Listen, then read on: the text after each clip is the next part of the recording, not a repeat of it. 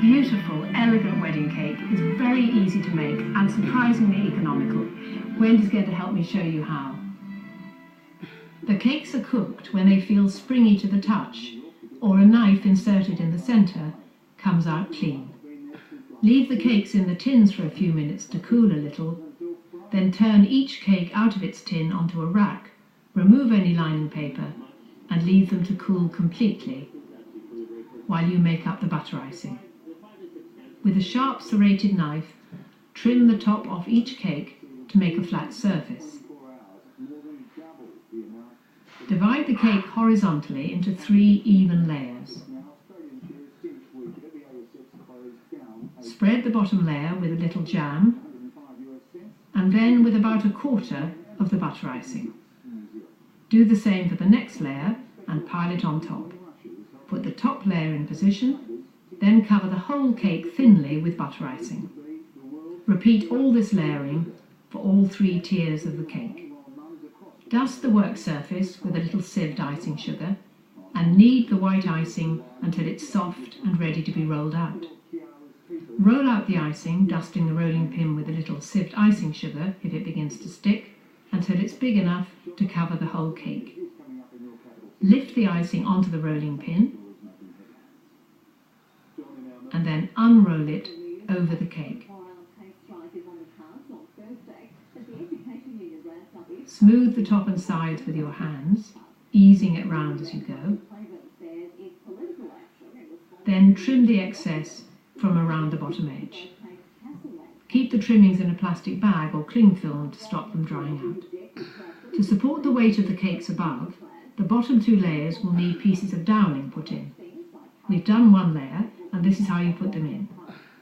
Each layer needs 4 dowels.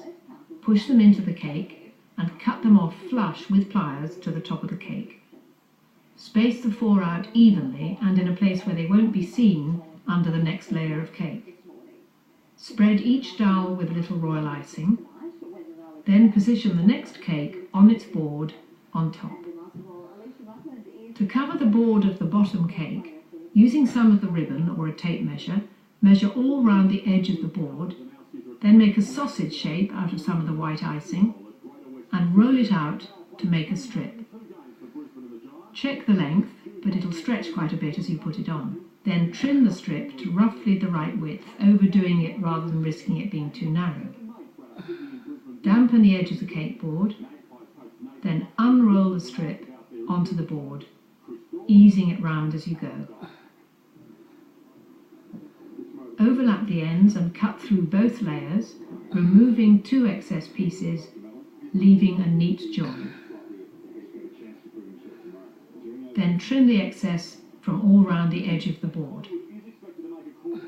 To add the ribbon to each layer, add a little royal icing to one end of the ribbon and stick this to the cake.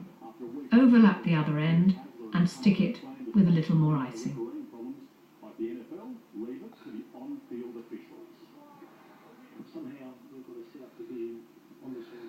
Put a little sticky paste around the edge of the bottom board and add the ribbon, overlapping the end and sticking into place with a little more paste.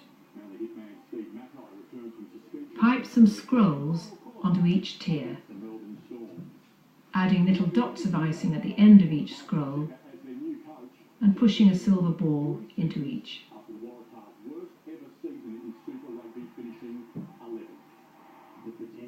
Then paint all the piping with edible silver colouring.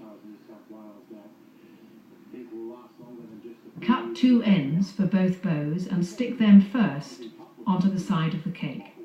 Make 2 double bows with the ribbon, tying a normal bow, then tying a second one on top.